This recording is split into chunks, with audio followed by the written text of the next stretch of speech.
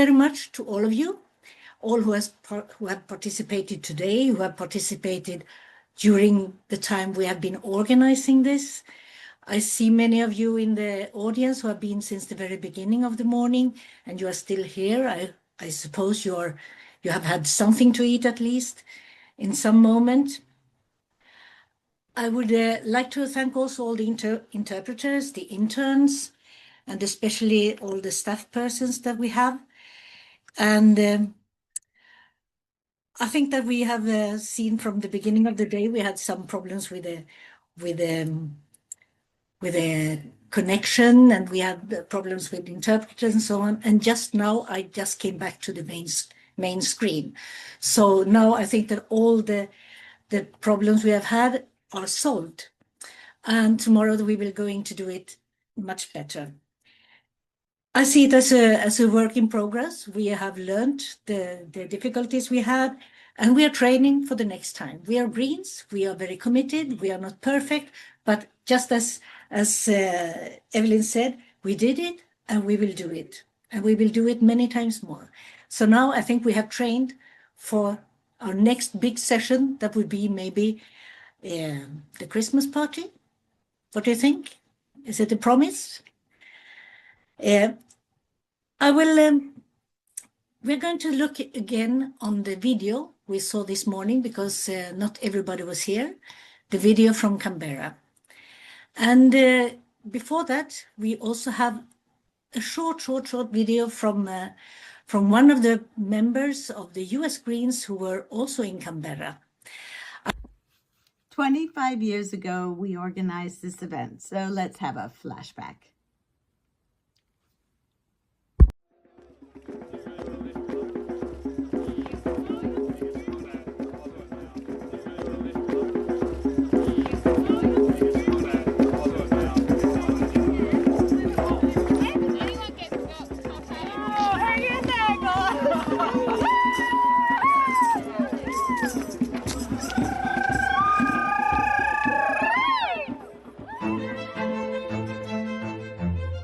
My name is Margaret Blakers. Hello everyone, and welcome to Global Greens 2001. Good morning, my name is Wangari Maathai, I am from Kenya. Rafael Tiran from the Green Party of Canada. Soy Carlos Fonseca del Partido Verde de Colombia. 20 years ago, we just had a handful of parliamentarians. 10 years ago, we had absolutely no ministers. Well, today, we can boast of thousands of local Green parliamentarians, hundreds of national parliamentarians all over the world. I am Svet Zabelin from Russia Social Ecological Union. My name is Giuseppe De Marzo, representing Italia Green Party. I'm Minati V from the Norwegian Green Party. Trees and forests are being killed without shouts. The coral reef is dying silently. There are so many silent messages in the world. Voices of trees, voices of coral reef, voices of war victims, voices of future generation. I take this as our tribute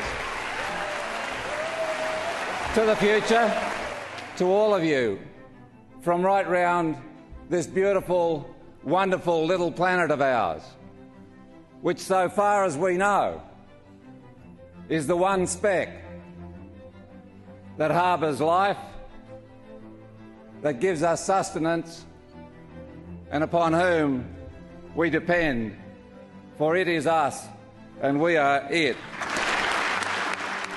We realised that a Global Greens Charter would be indeed an essential element of this conference, as an expression of the identity and the political principles of the Global Green Movement. This animal called globalization is worse than slavery, is worse than colonialism. Climate change is a matter of justice. Every human being on Earth has an equal entitlement to the use of the atmosphere. Amendment 1, the amendment is replace demand reform of the WTO with the words support abolition of the WTO. We are from many cultures and we speak many different languages, but in politics we speak with one voice. and now united with our charter and policy document, we are ushering in a new era of hope for the world's peoples.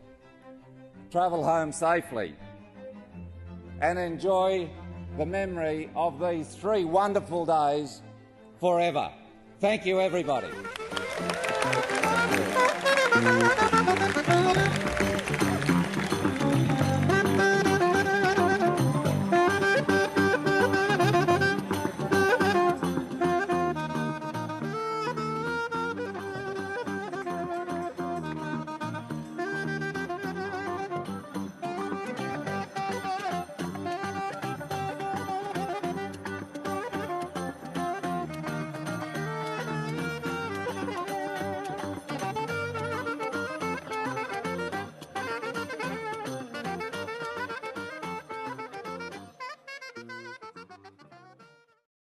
Thank you very much, Ute, for sharing the screen with the 2 short videos. Thank you again to all of you. And I can also say this is the short version of the video. If you want to see the long one, you can contact the APGF Federation because they have the whole one. Now I would like the team who has been working all this time to make this possible to put on their screens.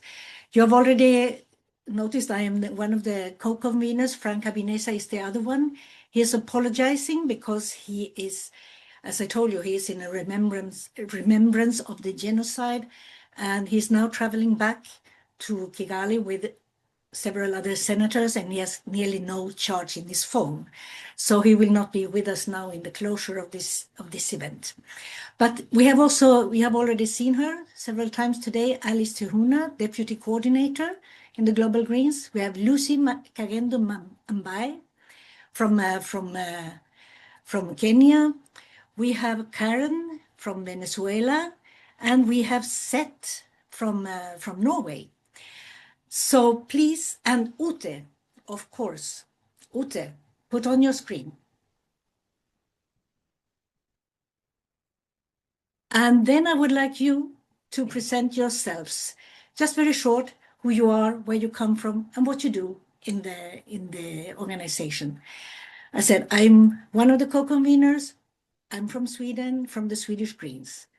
Alice. Kia ora, hello everyone. My name is Elise Tehuna. I am the Deputy Coordinator for Global Greens, and I am from Aotearoa, New Zealand. Thank you. Lucy. Sorry. Hello everyone, my name is Lucy Kagendo Mbai. I'm We from don't Kenya. see you.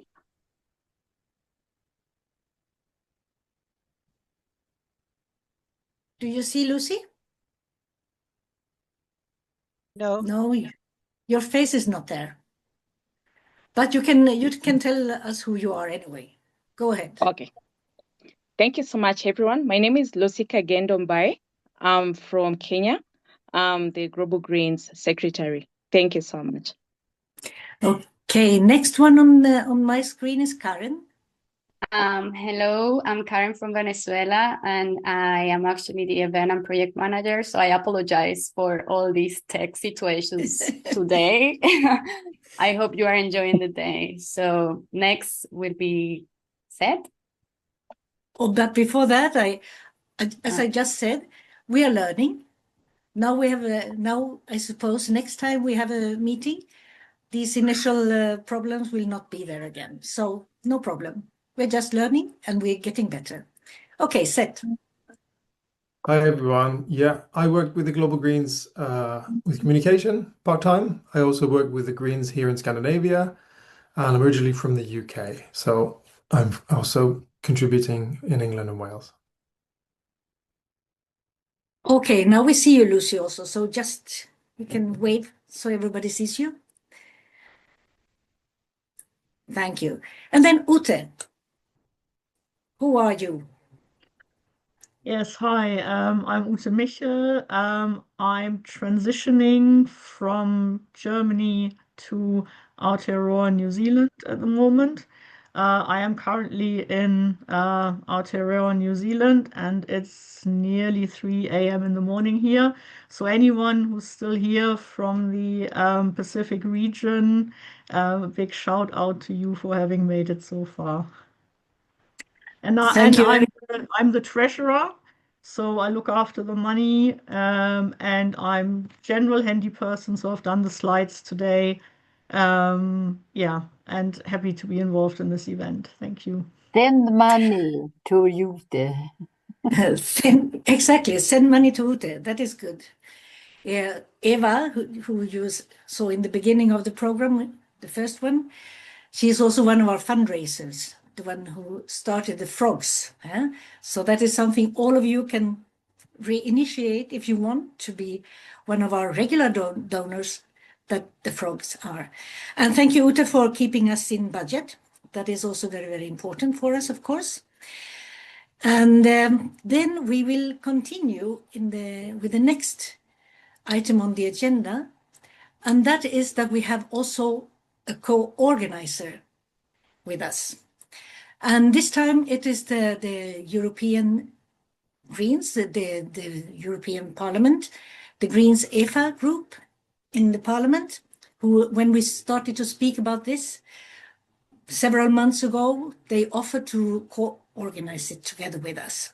So I will invite to the scene Pam Quintanilla, who is, just a moment, she's a former colleague of mine in the European Parliament, where we used to work together when I was a parliamentarian. Before, many years ago, I was a staff person. And that is also something that shows how it is in the Greens. Sometimes we are staff, sometimes we are deputies. But Pam Bartlett Quintanilla, she is the team leader for stakeholder engagement and outreach in the Greens EFA group in the European Parliament. And previously, she worked as the group's transparency and democracy campaigner. She has over 10 years of experience in the European Parliament, translating policymaking into external campaigns. She began her career in Brussels in the civil society sector, working on EU transparency and democracy at the NGO Access Info Europe. So very, very welcome, Pam, to give your views on our cooperation, the world, the situation, whatever you want. There I see you. Thank you very much, Bodil. I'm very excited to be here with you all, and I'm so happy that you're celebrating 25 years of global cooperation amongst the Green family. Bodil very well explained that I am stuck in Brussels. So I am working in the European Parliament, and one thing that I struggle daily with, being half Mexican and half British, is that we do have a tendency when we're working in the European Parliament to always talk about Europe, Europe, Europe. But of course, the European Union, fortunately or unfortunately, depending on what is the policy and how you look at it, does have an impact in the rest of the world.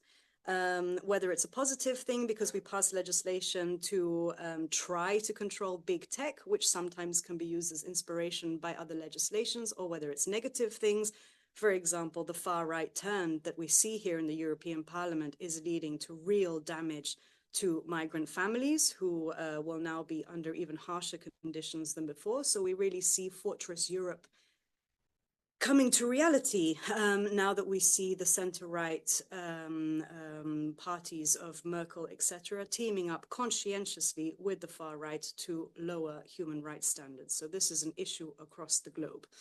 Of course, when you couple that with Trump's vicious attacks on US aid, we see that the European Union needs to step up and step in.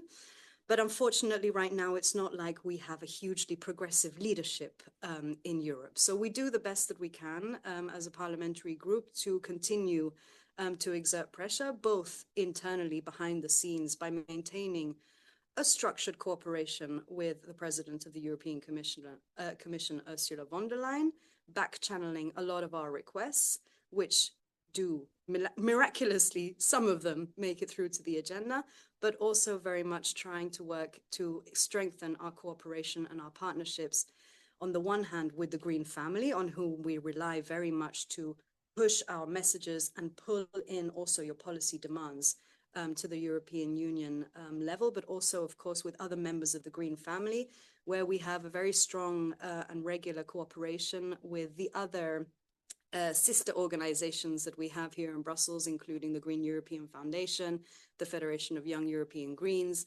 and the European Green Party, of course. So we try and coordinate all our different angles. But again, it's a very European focus, which is why I'm so excited to finally see people from other regions of the world. So we, of course, from the European policy perspective, can and do say things about human rights atrocities in other parts of the world. Of course, as I mentioned before, the European Union being an important and hopefully not less important funder for international development is also a key issue. The European Union as a market, as you all know, has a sort of strength there that we can try to leverage.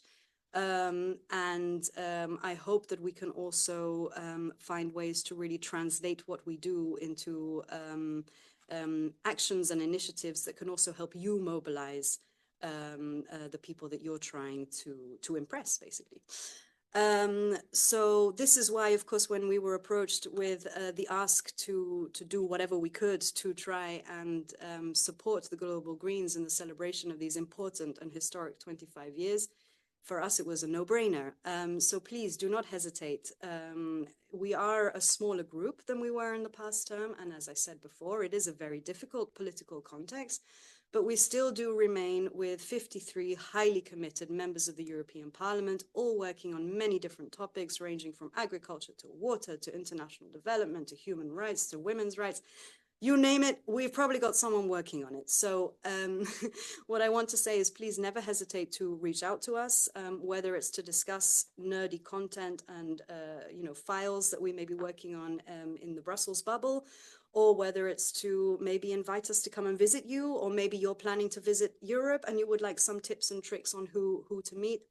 This is what we're here for. If you want a little bit of funding, potentially we can look into synergies that might work. Like in this case, we are co-financing this fantastic gathering. So as I said, there's full openness here and huge interest to continue to strengthen our links as a Green family. Thanks very much. Thank you very much, Pam. I'm really happy to hear also the openness for future cooperations. Thank you. And thanks all of the colleagues. Thank all of the colleagues. We will hurry on because we have 1 point more on the agenda. And we have a special invitation to Suresh. You already heard him speak today. And he was cut because it was too long. Maybe you can try to keep into time this time, Suresh. And why is Suresh here explaining what we are doing today? Because he was the one really who took the initiative to make this conference for the 2-day conference. So very, very quickly, over to you, Suresh. Try to keep the time because the interpreters and so on, they finish at a certain hour. So, and Alice has to finish also all the event. Over to you, Suresh. Bodil, I was interrupted in my first presentation, and now when it comes to me for the second time, it is again the time constant. So I think I should not speak at all. Yes, you should. No, Suresh. Please go ahead. And if you take some more time, we'll get less. So greetings. Sharish, Yeah. go ahead as co-convener of the APGF. Yes. Absolutely, go ahead. Thank you. I'm Suresh Nautiyal speaking to you from India, a land of ancient rivers and vanishing glaciers, of sacred forest and burning skies. I also speak as someone who has spent more than a decade advancing a simple idea, that the 16th of April deserves to be remembered. Today, it is finally being remembered, recognized. Thank you. On 16th of April 2001 in Canberra, the Global Greens Charter was adopted, Greens from across the world came together not to declare ambitions, but to affix 6 core values and green philosophy. Now, Global Greens Day must be our annual moment to ask, are we living up to those values? Why does a day matter? Because every moment needs a pause to remember, reflect, and recommit. A day is not just a date, it is a mirror. And once a year, we must hold it up and look honestly at ourselves.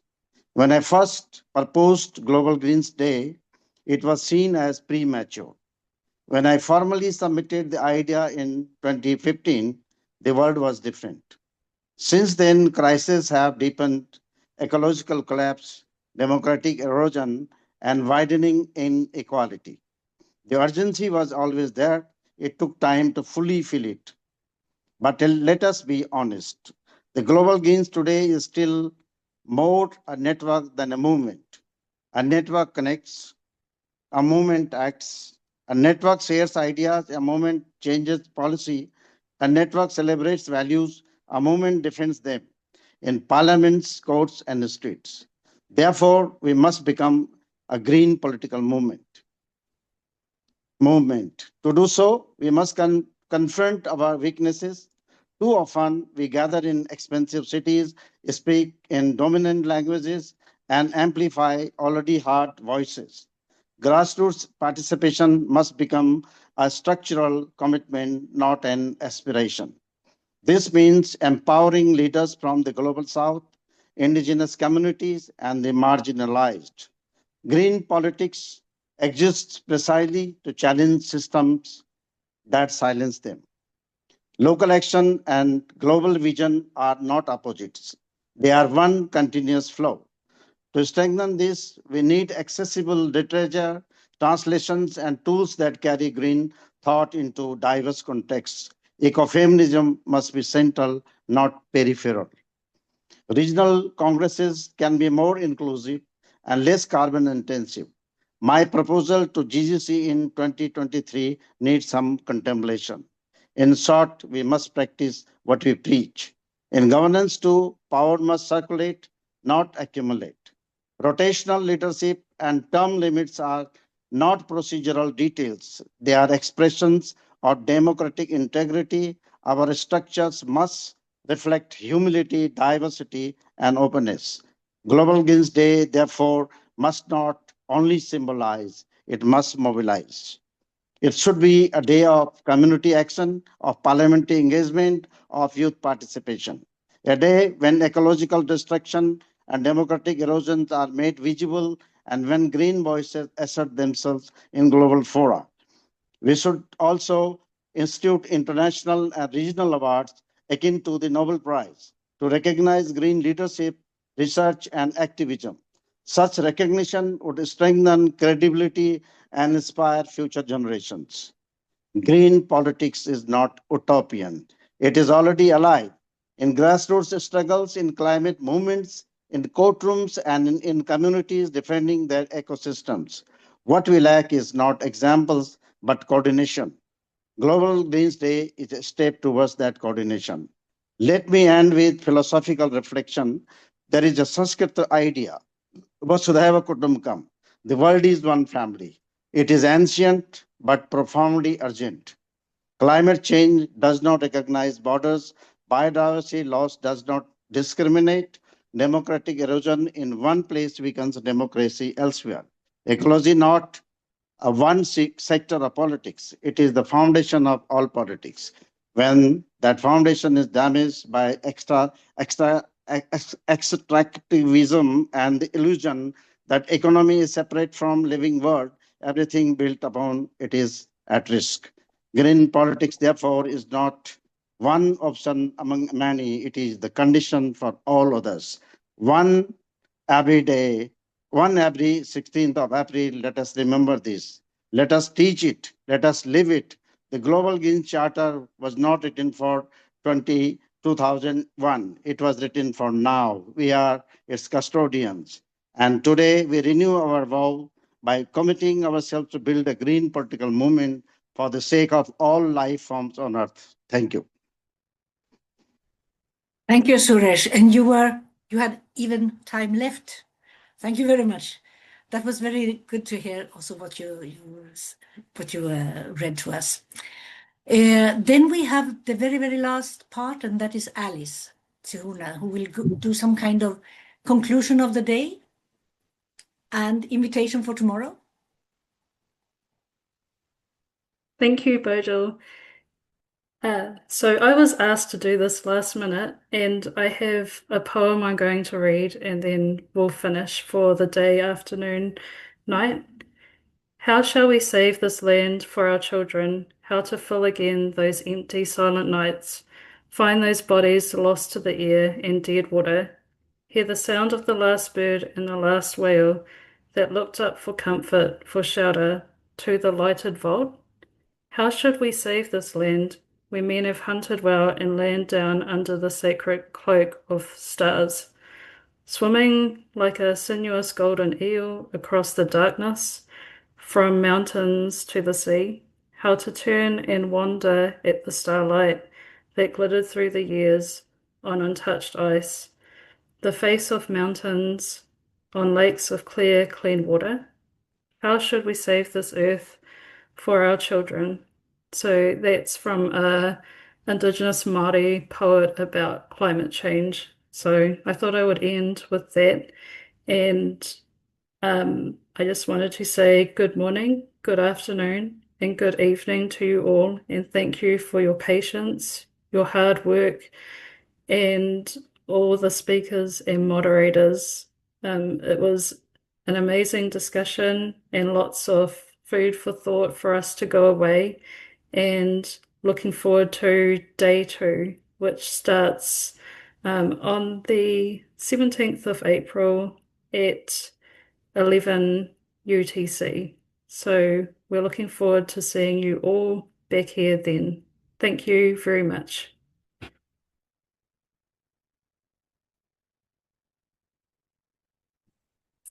Thank you all, and see you tomorrow. See you tomorrow. Thank you, Bodil. Thank you, Suresh. Thank you, everyone. Bye. Thank you, everyone. Bye-bye.